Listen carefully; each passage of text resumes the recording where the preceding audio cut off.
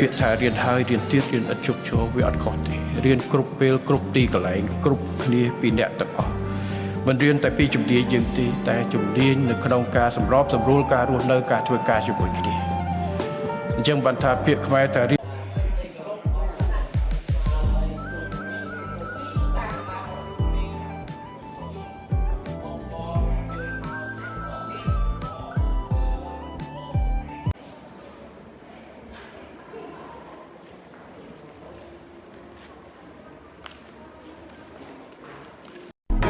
ឯងបានប្រឹងប្រែងខ្លាំងណាស់តែចុងក្រោយយើងជួបពាក្យមកគ្នាទៅឯង